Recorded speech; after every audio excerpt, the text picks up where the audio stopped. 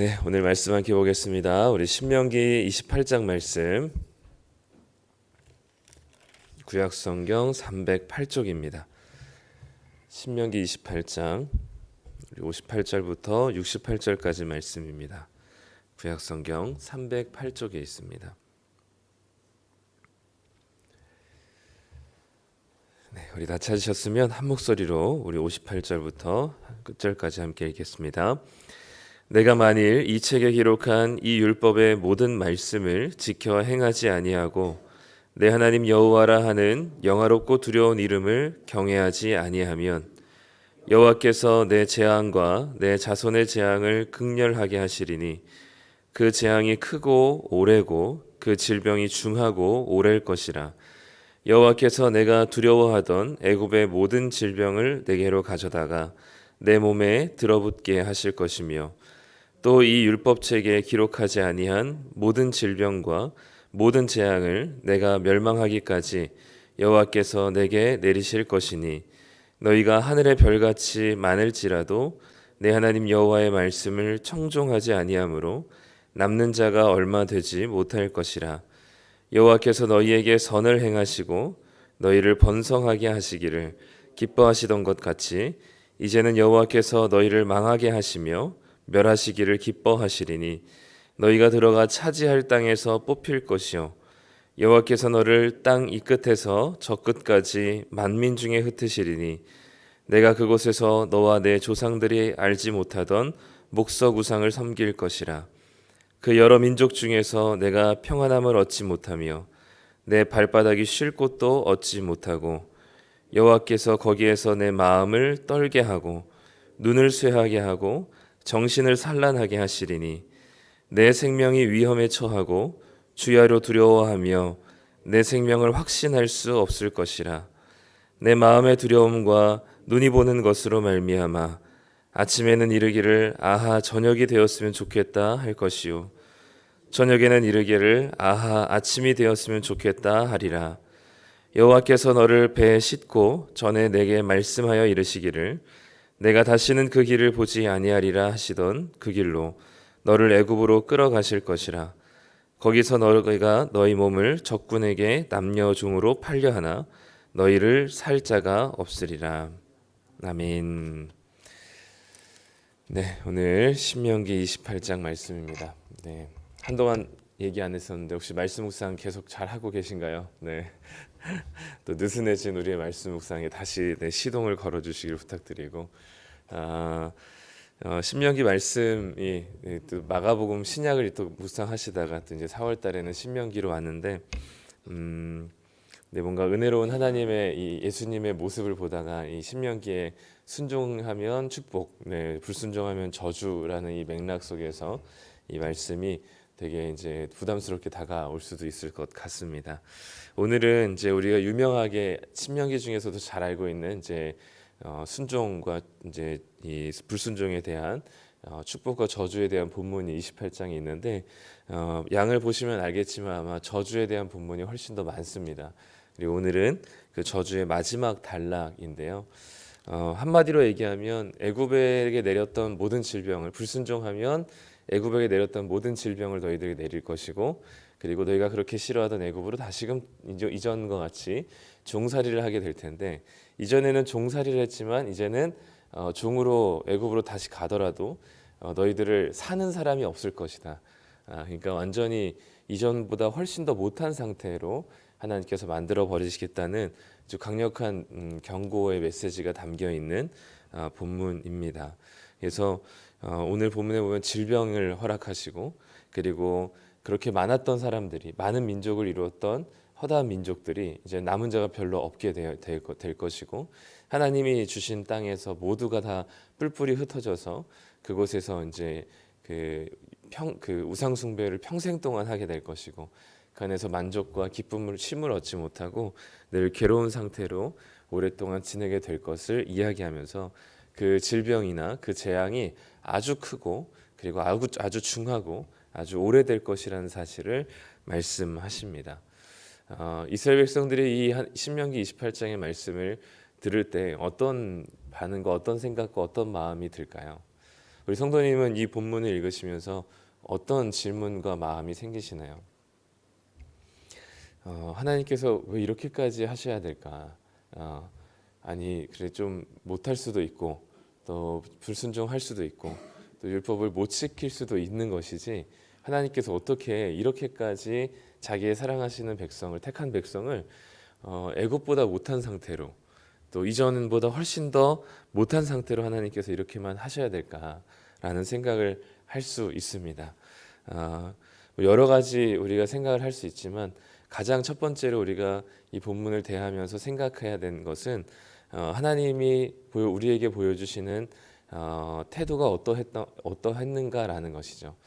그래서 하나님께서 우리가 이 본문을 생각하면 하나님께서 너무하신다라고 생각할 수 있지만 하나님께서는 이렇게 우리에게 이렇게까지 하실 만큼 하나님은 자신의 전부를 쏟아놓으신 분이라는 것을 이해할 때 우리는 그 하나님의 사랑이 전부를 내어주셨던 조금이라도 돌이킬 만큼의 여지가 없는 사랑을 하셨기 때문에 하나님께서는 우리에게 그 사랑에 대한 배신과 그리고 불순종이 얼마나 큰 재앙인지를 우리에게 말씀하시는 거죠. 그러니까 재앙이 크면 클수록 또 저주가 깊으면 깊을수록 하나님이 우리를 향한 사랑이 얼마나 컸는지를 알 수 있는 본문이기도 합니다. 그래서 너무나 사랑하시기 때문에 그러나 하나님께서는 죄를 너무나 미워하시기 때문에 하나님께서는 당신의 사랑하는 백성이 당신만을 사랑하기를 원하시는 하나님의 간곡한 마음과 또 그로 인한 그렇지 못하게 됐을 때 하나님께서 어떤 마음의 상태이신지를 우리에게 보여주는 본문이 이 저주에 대한 불순종에 대한 저주의 본문이지 않을까 싶습니다. 다시 이 말씀을 통해서 다시 애굽의 종되었던 모습으로 그리고 그 전보다 더 심각한 재앙과 저주를 받게 될 것이다라고 말씀하셨어요. 조건이 그리고 이 저주와 재앙을 받게 되는 조건절이 무엇이냐면 58절에 이렇게 말씀합니다. 58절 이렇게 얘기하죠. 내가 만일 이 책에 기록한 이 율법의 모든 말씀을 지켜 행하지 아니하고 내 하나님 여호와라 하는 영화롭고 두려운 이름을 경외하지 아니하면, 그러니까 하나님의 말씀을 순종하지 않는다는 것은 다른 말로 무슨 얘기냐면 하나님을 경외하지 않는다라는 겁니다. 하나님을 예배하지 않는다, 하나님을 섬기지 않는다는 것이죠.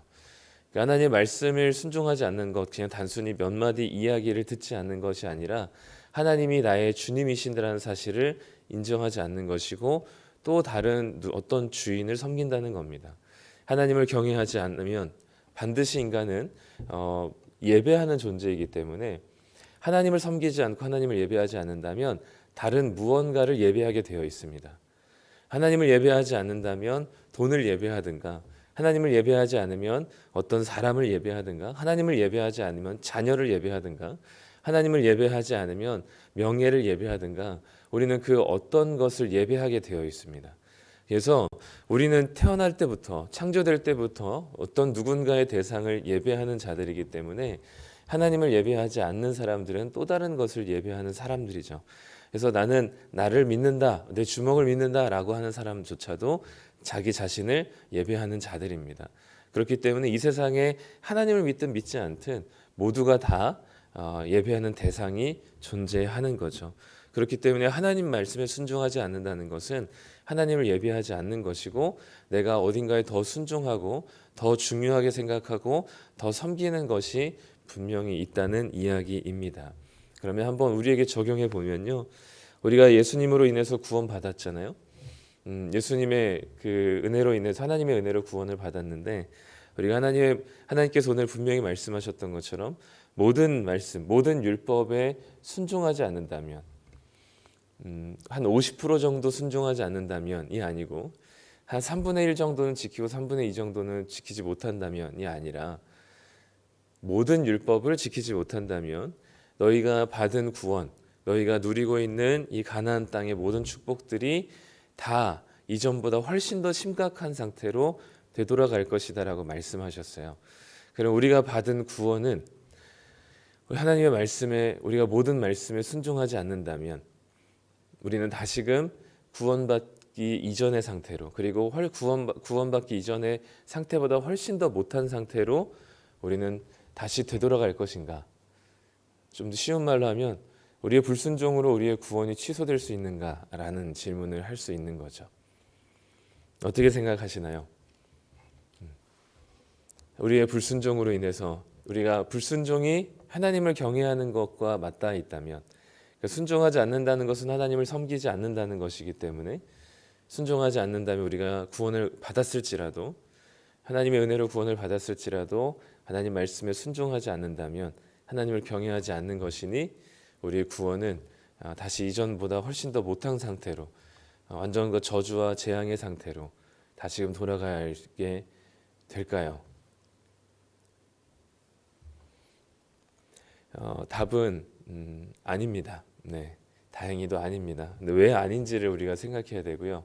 그 아니라는 이유라는 것이 우리에게 감사와 기쁨이 될 때 우리는 자발적이고 이 하나님을 사랑하는 마음으로 순종하게 될 것이고, 이것이 너무나 당연하고 이게 당연한 이야기 또는 이것이 그냥 아무런 우리의 마음을 움직이지 않는다면 우리는 방종의 길로 빠지게 될 겁니다. 하나님께서 왜 우리의 구원이 취소될 수 없는가? 첫 번째는 구약의 하나님께서 이스라엘 백성들을 이렇게 말씀하셨음에도 불구하고 모든 율법을 지키지 못하는 모든 순간에 하나님께서는 이스라엘 백성들을 향해서 아주 오랫동안 참으셨습니다.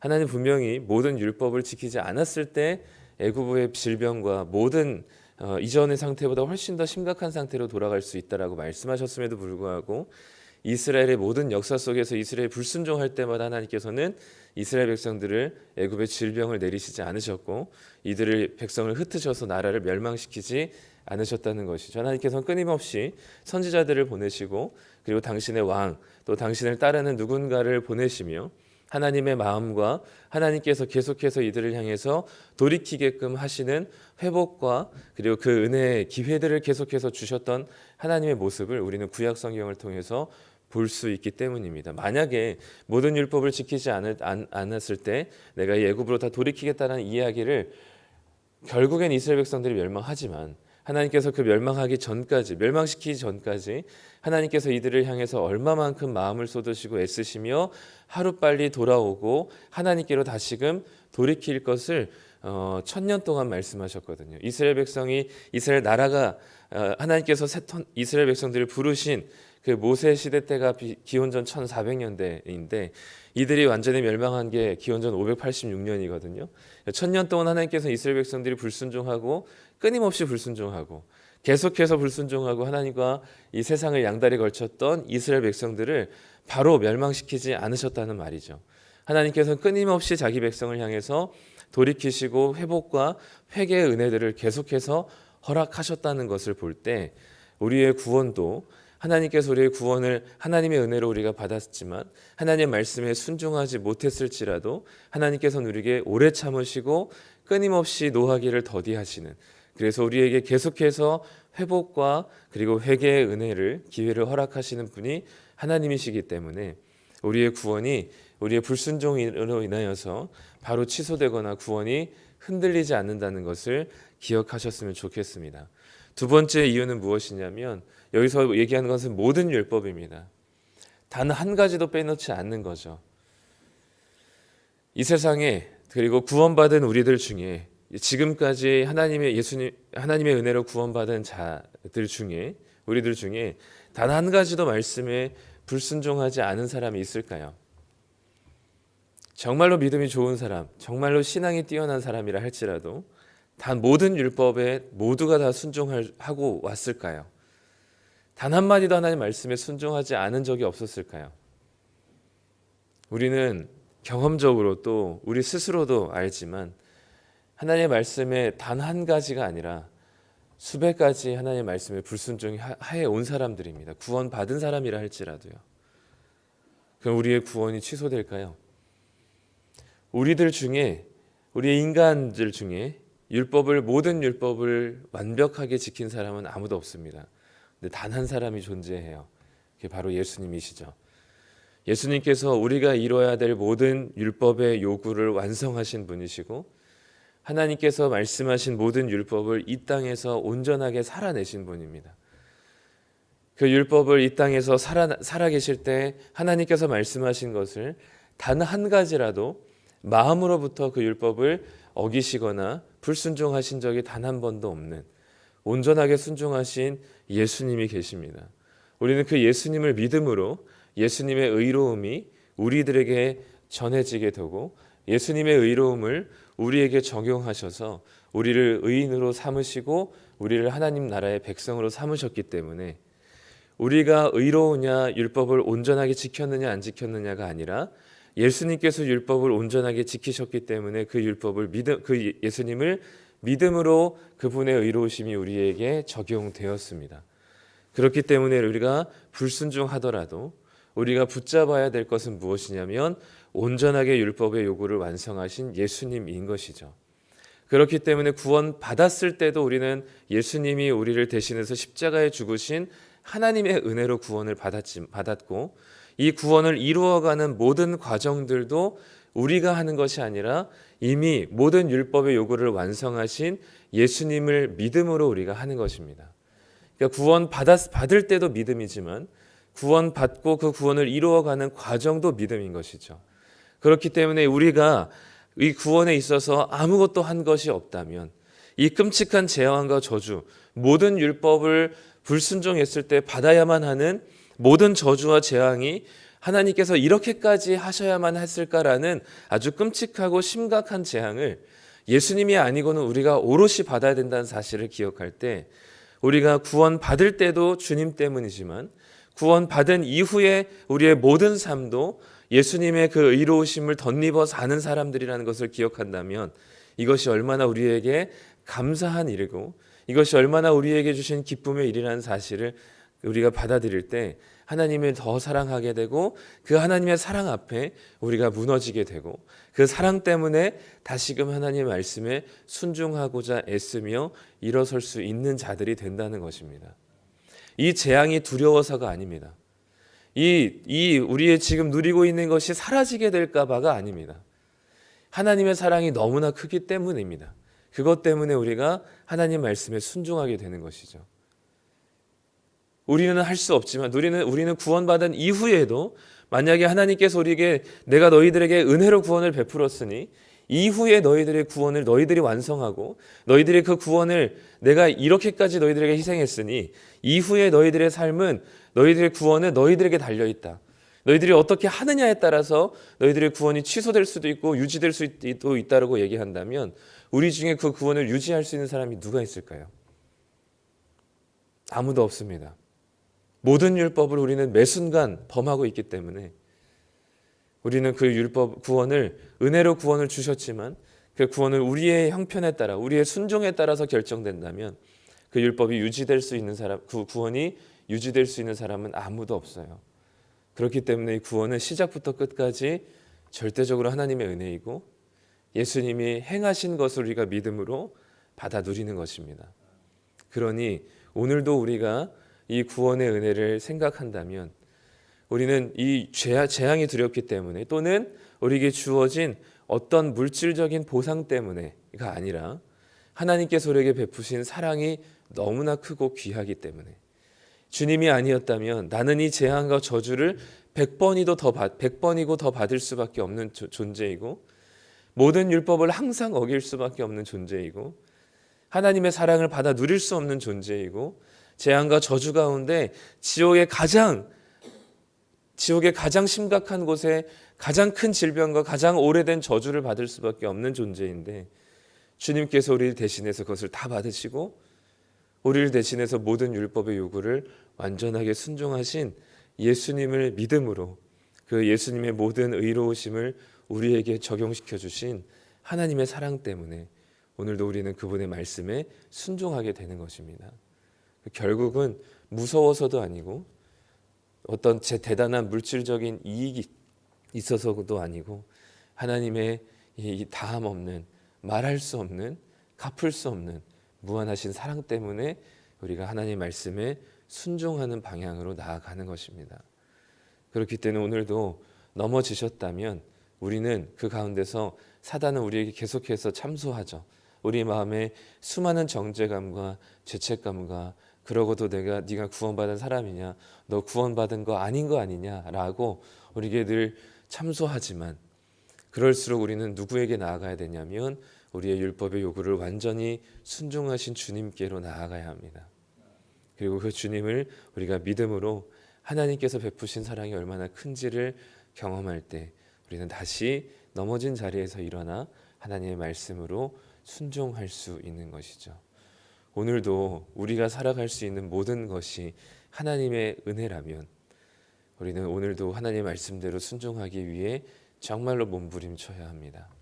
그런데 우리가 넘어지고 쓰러지고 불순종하게 될 때 하나님께서 우리에게 여전히 손내미시며 회복의 은혜를 베푸시는 오래 참으시는 하나님이신 것을 기억하시고 그런 우리를 위해서 예수님을 보내셔서 온전히 율법에 순종하게 하신 그 주님의 의로우심을 받아 누리심으로 다시금 하나님 말씀으로 나아가시는 귀한 하나님의 자녀들 되시기를 간절히 소망합니다.